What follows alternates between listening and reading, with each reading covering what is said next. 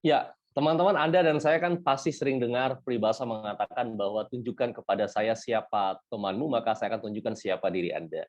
Atau dalam bahasan yang lain, seorang pembicara dan penulis buku terkenal bernama T. Harv Eker mengatakan bahwa teman-teman, coba Anda ambil kertas, lalu Anda kira-kira saja menganalisa atau menuliskan angka setahu Anda, 5 orang sahabat dekat Anda, berapa sih penghasilan mereka? Ya plus minus saja, tentu detailnya mungkin Anda nggak tahu. Tetapi dari pergaulan, dari pertemanan kan Anda dapat gambaran. Kira-kira berapa penghasilan mereka per bulan. Lalu Anda jumlahkan dan bagi 5. Tentu dapat angka rata-rata berarti kan. Rata-rata dari hasil pembagian itu plus minus adalah pendapatan Anda. Dan peribahasa yang lain mengatakan bahwa dengan siapa Anda bergaul, Anda akan jadi siapa. Jadi kalau Ibu Ira tanya kepada saya, apakah lingkungan itu adalah faktor terpenting atau faktor utama membentuk atau mendukung kesuksesan seorang? Jawabannya tentu iya. Jadi kalau teman-teman Anda bergaul dengan penjual minyak wangi, ya plus minus Anda akan wangi. Anda bergaul dengan penjual minyak tanah misalnya, Anda juga akan bau minyak tanah. Terlepas dari siapa teman Anda, tetapi Anda punya kesempatan memilih. Jadi orang mengatakan begini, Bu Ira Pak Sadrak, punya saudara itu kan by accident. Anda nggak bisa memilih saudara kan? Ya, jadi kakak saya. Ya sudah jadi adik saya misalnya ya by accident. Tapi kalau Anda memilih teman, itu kan by pilihan, by choice. Jadi Anda bisa memilih teman Anda. Anda nggak mungkin bisa memilih sahabat, Anda nggak mungkin memilih saudara Anda kan? Tapi Anda bisa memilih sahabat Anda. Oleh karena itu malam hari ini topik menarik Bu Ira, yaitu kita bicara tentang lingkunganmu membentukmu. Belakangan ini kan berkembang satu istilah baru ya, orang mengatakan toxic relationship. Jadi relationship yang tidak sehat. Jadi lingkungan yang tidak sehat menyebabkan energi Anda akan terkuras. Anda gibah, gosip misalnya ya.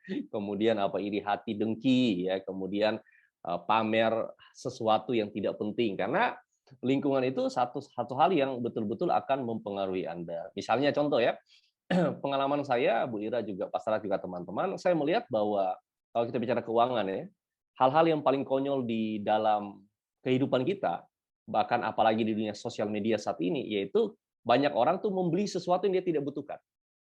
Hanya untuk dia pamerkan ke seseorang yang dia tidak sukai. Agar membuat orang yang dia tidak sukai makin tidak menyukainya. Lalu orang yang dipamerkan tadi akhirnya membalas itu. Nah, ini kan lingkungan yang tidak sehat, salah satunya. Jadi, lingkungan akan membentuk Anda, tepat. Lingkungan akan mendukung Anda sukses, betul. Lingkungan akan membantu Anda berhasil, iya. Itu jawabannya, Bu Ira. Nah, berarti Oh, sudah jawab, sudah selesai nih kayaknya ya, Pak Sadrak ya. iya. Sudah dijawab pertanyaan Bu Ira.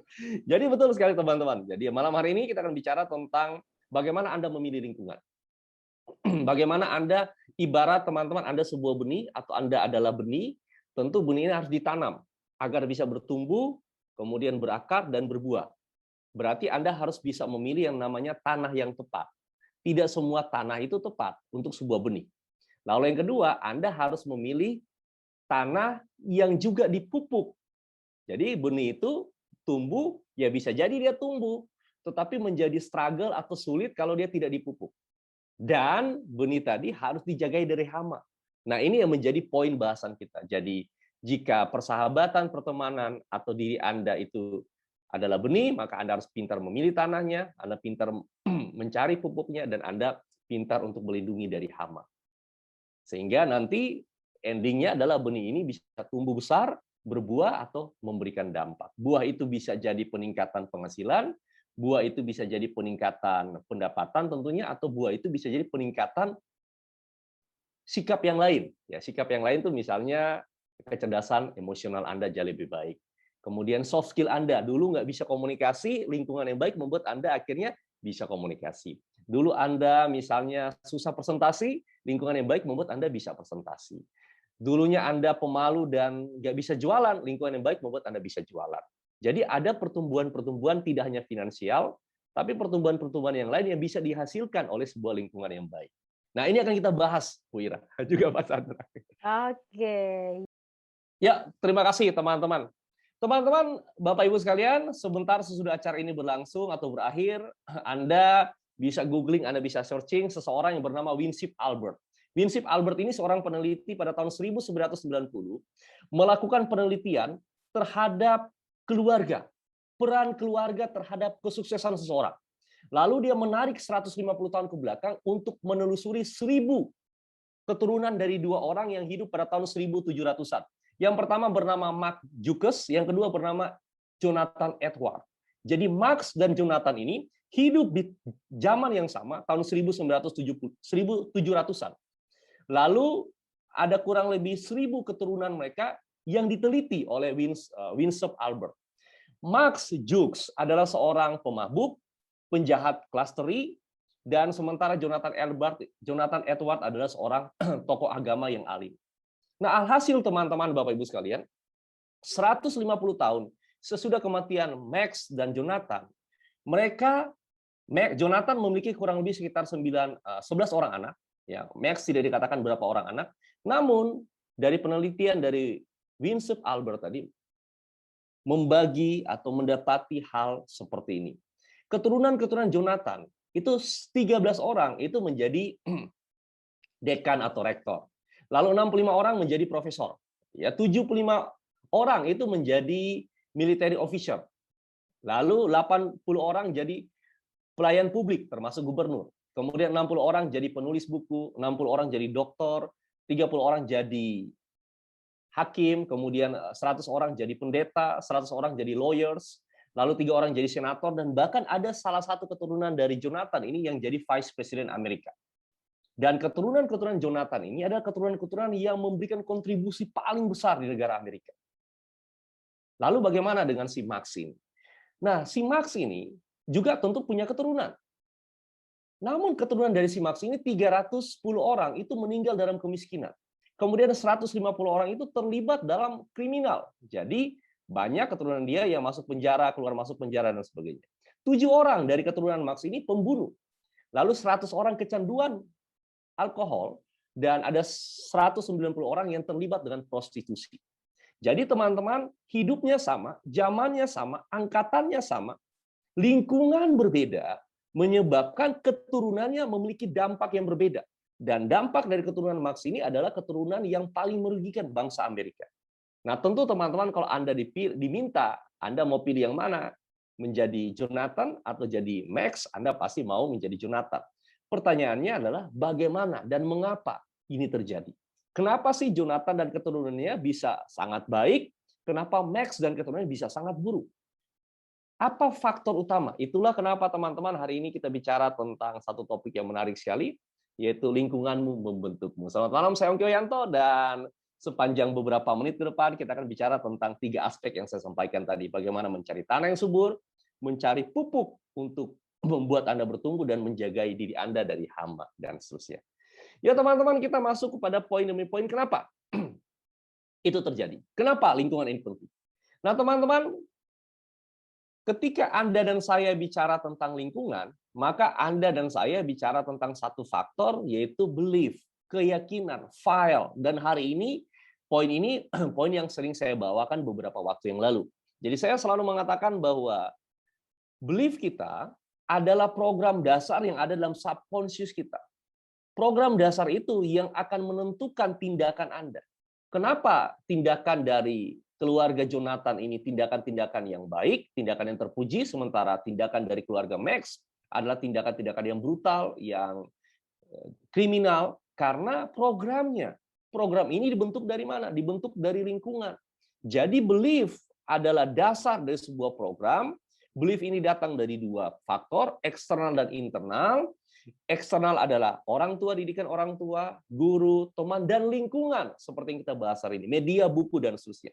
Apa yang Anda baca, apa yang Anda lihat, itu akan menjadi belief dalam diri Anda. Nah, apesnya teman-teman di sosial media saat ini, atau di dunia yang berkembang saat ini, muncul kecerdasan buatan. Kecerdasan buatan itu artinya begini. Misalnya contoh ya, teman-teman Anda pasti pernah alami. Saya pernah satu saat dikomplain oleh salah satu peserta seminar saya. Dia katakan, "Nih Pak Ongki, gimana ya Pak? Saya ini kok setiap hari muncul wajah Pak Ongki. Saya kemanapun dia ikutin." Saya tanya, "Maksud Ibu gimana?" Saya buka Facebook, iklan Pak Ongki muncul. Saya buka Instagram, iklan Pak Ongki muncul. Anda mungkin pernah alami itu. Anda dikejar. Misalnya contoh ya, saya lagi cari, beberapa waktu lalu saya lagi cari lemari. Saya buka semua media sosial saya, pasti penawaran-penawaran lemari itu muncul. Artificial intelligence. Nah, apesnya begini, ketika Anda dan saya misalnya suka satu berita tertentu, yang terjadi adalah berita-berita yang seperti itu yang akan muncul dalam handphone kita, dalam smartphone kita. Dan tidak penting itu baik atau buruk. Itu poinnya, teman-teman. Jadi, yang terjadi, Anda dan saya direcoki terus oleh informasi-informasi yang Anda sukai. Dan informasi ini bisa positif, bisa negatif. Nah, ini yang repotnya kalau negatif. Lalu, teman-teman, kita masuk kepada poin yang berikutnya. Nah, belief ini membuat atau membentuk mindset atau pola pikir. Jadi, apa yang Anda lihat, apa yang diberikan oleh orang tua, keluarga, dan juga oleh sahabat Anda, itu menjadi pola pikir Anda. Inilah kenapa, rahasia kenapa si Max dan keluarganya dan keturunannya menjadi penjahat, dan si Jonathan dan keturunannya menjadi orang-orang yang terpuji di Amerika. Karena lingkungan tadi, karena belief, karena mindset mereka. Lalu, teman-teman, yang terjadi ketika mereka memiliki belief, mereka akan mengeluarkan potensi tergantung belief yang dia miliki. Kalau dia ditumbuhkan dari keluarga yang pesimis, dia ditumbuhkan dari lingkungan yang tidak optimis, dia tumbuh dari lingkungan yang serba komplain, menyalahkan orang lain, dan sebagainya, maka potensi dia tidak akan bisa keluar secara maksimal. Kalau potensi dia tidak keluar secara maksimal, bagaimana tindakannya? Tindakannya pasti tidak maksimal. Hasilnya gimana? Pasti tidak akan maksimal. Dan ini menjadi lingkaran setan dalam diri seseorang. Makin hari makin tidak yakin dia dengan kemampuan dia. Makin hari tidak percaya diri dengan kemampuan dia. Berbeda dengan orang yang dari lingkungan yang positif, mendapat dukungan, dapat support, dapat arahan dan sebagainya. Lalu dia punya keyakinan diri yang baik. Ketika punya keyakinan diri yang baik, potensinya jadi lebih maksimal, tindakan lebih optimal, hasilnya lebih maksimal, dan memperkuat keyakinan awal dia. Dan ini berputar terus menjadi sebuah lingkaran malaikat dalam diri seorang. Kesimpulan pertama, apakah lingkungan mempengaruhi tumbuh kembang Anda, kesuksesan dan keberhasilan? Jawabannya iya. Kenapa? Karena lingkungan akan membentuk belief Anda, keyakinan Anda, kepercayaan Anda, pandangan Anda. Jadi lingkungan akan menyebabkan keyakinan, pandangan Anda dan saya. Lalu pandangan kita akan menentukan mindset kita, pola pikir kita. Pola pikir Anda dan saya adalah sebuah program yang menentukan tindakan kita dan hasil kita. Ini yang teman-teman dan saya harus mulai menyadari di poin awal bahwa Anda harus memilih lingkungan. Betul, kita tidak bisa memilih banyak hal dalam hidup, termasuk dari siapa Anda dilahirkan, Anda bersaudara dengan siapa, tentu tidak bisa kita pilih. Tetapi dalam tumbuh dan berkembang Bapak Ibu, kita bisa memilih bergaul dengan siapa. Kita bisa memilih tumbuh dan berkembang dengan siapa. Dan teman-teman, pertanyaan yang muncul adalah, kalau misalnya kita sebut Anda ingin tumbuh dan sukses serta berhasil, maka Anda ibaratnya sebuah bibit. Sebelum saya lanjut, yuk, kalau misalnya Anda ibarat sebuah bibit, teman-teman jawab dulu ya. Bagaimana caranya agar bibit ini bisa menghasilkan buah? Ayo teman-teman Anda jawab dulu, Anda chat dulu lah. Kalau misalnya ada sebuah bibit, apapun itu ya, katakanlah misalnya saya paling suka makan mangga ya, bibit mangga nih. Agar bibit mangga ini tumbuh, berbuah, tumbuh, bibit menjadi tumbuh, berbuah. Bagaimana caranya? Ya, tadi ya, ditanam, betul. Dirawat, betul. Dipupuk, terima kasih. Ya, disiram, terima kasih. Bisa nggak teman-teman, kalau misalnya satu bibit ya, kecuali kita stacking ya, kita cangkok, ini lain cerita. Berarti kan tidak alamiah proses itu. Kita bicara proses yang alamiah. Bisa nggak sebuah bibit itu, sebuah biji mangga katakanlah ya, tidak ditanam, dia dibiarkan saja di atas tanah. Bisa nggak dia bertumbuh kira-kira? Ya, Anda jawab dulu. Ayo. Kira-kira misalnya bibit mangga tadi, biji mangga, kemudian Anda kepengen tanam, tapi Anda malas gali nih, ya sudah saya biarkan taruh di atas tanah. Bisa nggak bertumbuh? Ya mungkin bisa, tapi tidak akan kuat. Ya akarnya kan tidak masuk ke dalam. Apakah akar tunggang, akar serabut dan sebagainya? Ya, tapi sulit. Ya dia pasti tidak akan kuat, tidak akan kokoh. Kenapa? Karena dasarnya nggak kokoh. Jadi sebuah bibit itu akan bisa tumbuh apabila ada proses. Nah, prosesnya adalah tanah itu kan harus digali. Ya, tanah itu harus digali. Kemudian ketika tanah itu digali, bibit itu dimasukkan ke dalam tanah. Lalu dia akan ditimbun kan? Akan ditimbun, akan ditimbun, akan ditimbun. Makin dalam tanah itu, maka kemungkinan besar akarnya makin kuat. Nah, pertanyaan saya, kalau teman-teman Anda ingin sukses, dan sukses ini kan diawali dari sebuah bibit. Bisakah atau maukah atau mampukah teman-teman Anda bertahan dalam proses berbuah itu?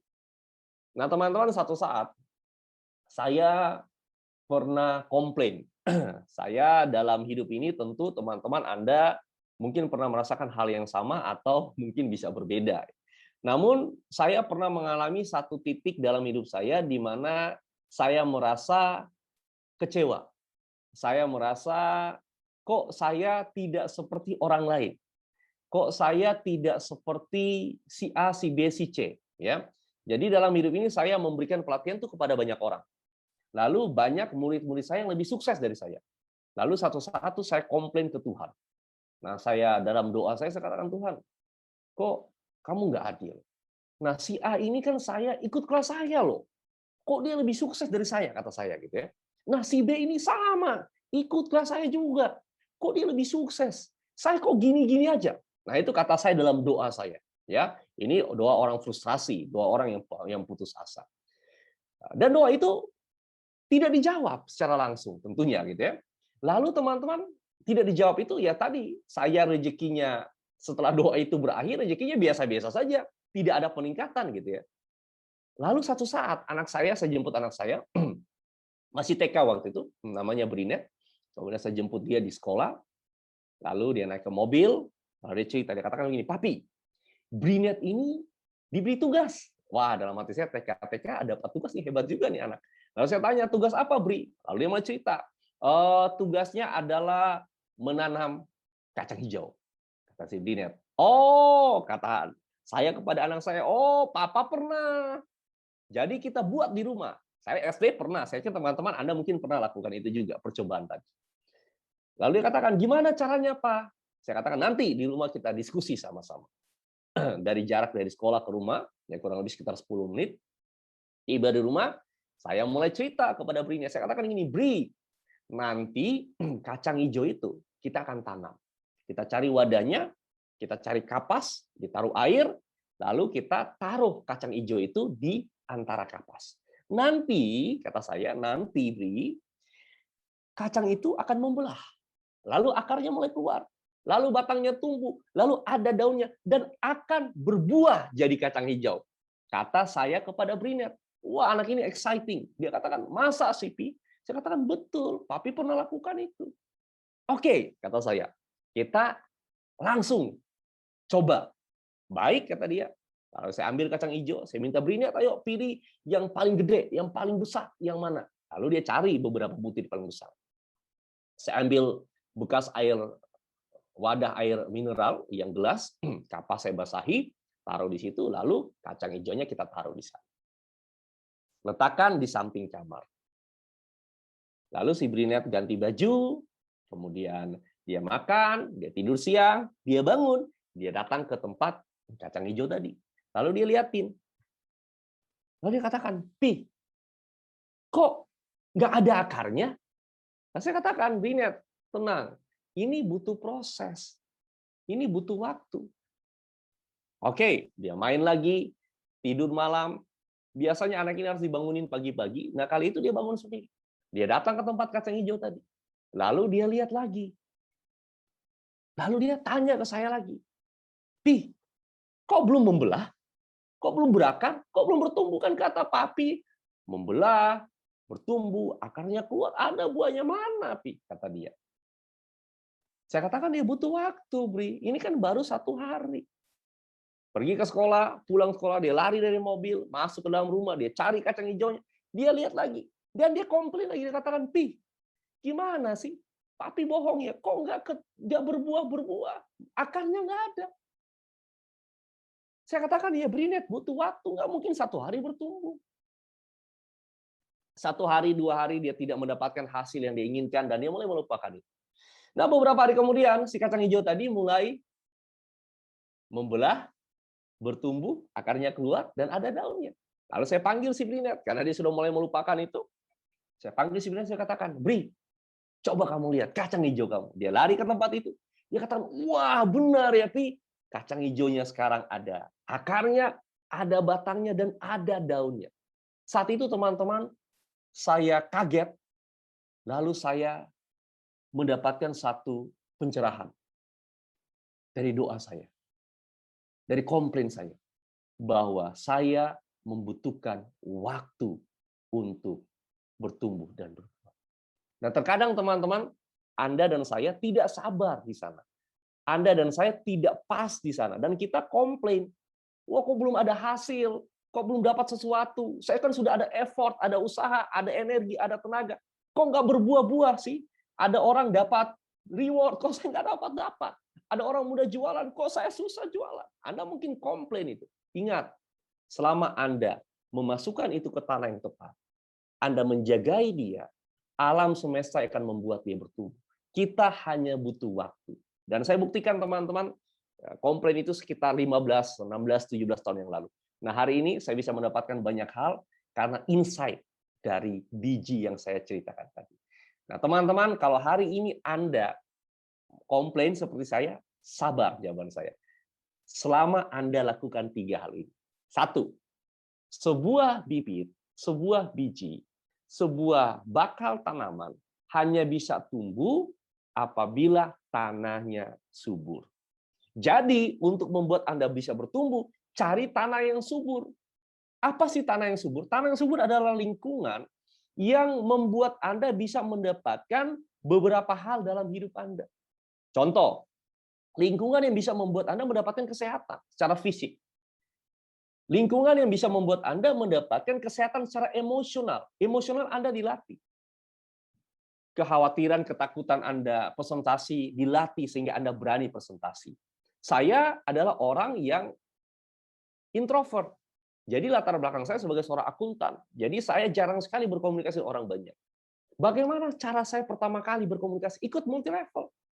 Jadi multi level ini adalah bisnis yang membantu saya mengubah kehidupan saya secara emosional. Nah, saya takut presentasi, saya harus gedor rumah orang presentasi. Saya bukan orang yang pintar untuk demo produk, saya harus lakukan itu. Dan ini membantu saya secara emosional. Saya ditolak berkali-kali. Nah, ketika saya ditolak, emosional saya dilatih. Emosional ini bukan berarti amarah, bukan. Emosional itu satu, sabar, kemudian tekun, tidak menyerah, kecerdasan emosional, pantang mundur. Ini Anda harus cari lingkungan yang bisa melatih Anda kecerdasan emosional Anda. Selain kecerdasan fisik tadi. Lalu apalagi teman-teman yang bisa Anda? Lingkungan yang tanah yang subur. Tanah yang subur adalah tanah yang memungkinkan Anda melatih kecerdasan sosial Anda. Bagaimana sih bergaul dengan orang? Bagaimana sih membuat orang itu nyaman dengan Anda? Bagaimana sih membuat orang itu betah dengan Anda? Termasuk Anda kalau memungkinkan, kan kadang-kadang begini, tidak semua teman-teman Bapak Ibu dan saya punya keberuntungan atau privilege tersendiri sehingga Anda bisa memimpin orang di perusahaan dan kantor Anda. Tapi Anda carilah kesempatan atau carilah lingkungan yang bisa membuat Bapak Ibu memimpin orang. Karena memimpin ini adalah salah satu seni yang harus Anda miliki untuk sukses dalam hidup ini. Apakah Anda jadi ketua RT RW misalnya? Atau Anda bangun satu bisnis jaringan di mana memungkinkan Anda memimpin orang yang mungkin saja status sosialnya berbeda, edukasinya berbeda, penangkapannya berbeda. Ini yang menyebabkan teman-teman Anda melatih diri Anda. Jadi tanah yang subur adalah tanah yang memungkinkan Anda untuk melatih diri Anda tidak hanya sekedar emosional, tapi sosial Anda juga. Lalu apalagi teman-teman tanah yang subur? Tanah yang subur adalah tanah yang memungkinkan Anda untuk mendapatkan keuntungan. Melatih Anda atau membangun diri Anda untuk Anda mendapatkan keuntungan secara finansial. Lalu tanah yang subur adalah tanah yang memberikan Anda edukasi, pemahaman. Beruntung teman-teman di level global, setiap hari Senin Anda dan saya akan ada talk show, kemudian ada saya, ada Pak Sadrak, dan kita bicara banyak hal tentang kehidupan, banyak hal tentang keuangan, banyak hal tentang soft skill, sehingga teman-teman dan saya, edukasi kita terus bertambah. Dan saya adalah orang yang terus belajar. Jadi sebelum pandemi ini, saya belajar kemana-mana. Saya ke Malaysia, ke Singapura, kemudian saya ke Amerika, dan seterusnya. Jadi saya belajar terus-menerus.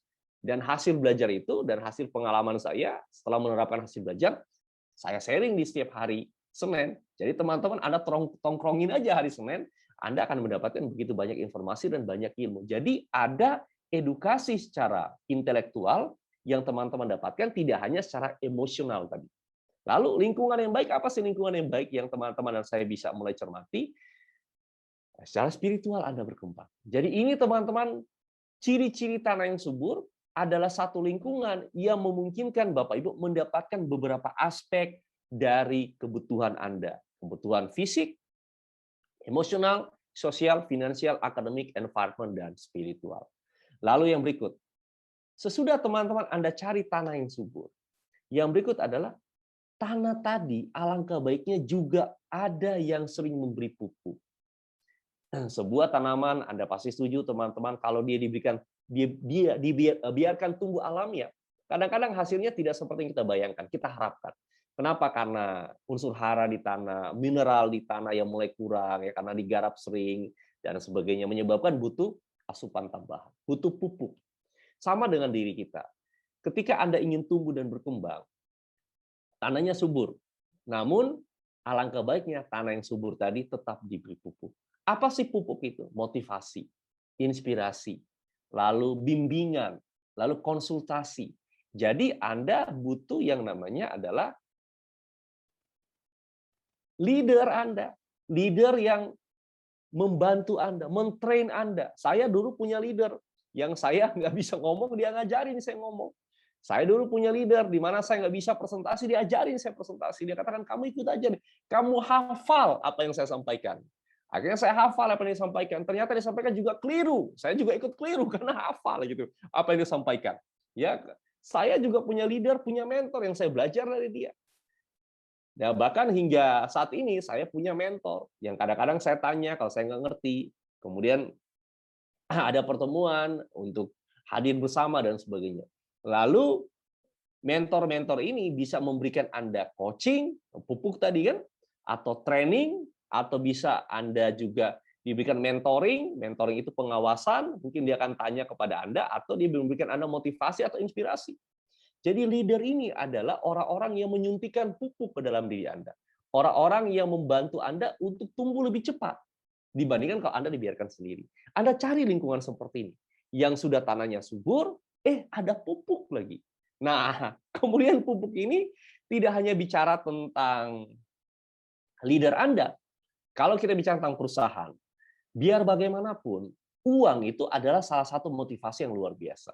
Nah, kalau ada bonus-bonus tambahan di luar bonus yang Anda dapatkan, ini adalah rangsangan pupuk yang membuat Anda lebih termotivasi. Anda cari lingkungan seperti itu.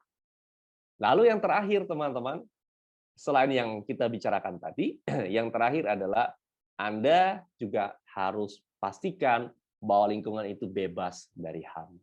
Apa sih hama? Yaitu hubungan-hubungan yang toksik. Nah, ciri-cirinya banyak ya. Orang yang mementingkan diri dia sendiri. Dalam proses ini akan Anda ketemu orang-orang seperti ini ya. Kemudian Anda merasa nggak nyaman kalau ketemu dengan orang ini, egois, iri hati, menjerumuskan ke hal yang buruk, dan seterusnya, dan seterusnya. Ini yang teman-teman Anda harus mulai cari. Satu, cari tanah yang subur, di mana tanah itu memungkinkan Anda berkembang dari berbagai aspek, emosional, kesehatan fisik, intelektual Anda, dan finansial Anda. Ya, Anda ada tempat praktek. Lalu yang kedua, cari lingkungan di mana Anda diberi pupuk. Ada mentoringnya, ada coachingnya, atau ada sistem yang membantu Anda untuk bisa mengembangkan diri Anda. Itu kan pupuk percepatan. Lalu cari lingkungan juga yang bebas dari hama tadi. Nah, ini yang saya bisa sampaikan kepada teman-teman, dan semoga teman-teman Anda menemukan ini, sehingga teman-teman bisa tumbuh dan berkembang tidak saja secara finansial, tapi secara intelektual, emosional, dan spiritual, teman-teman. Saya kembalikan kepada Bu Ira. Silakan Bu Ira.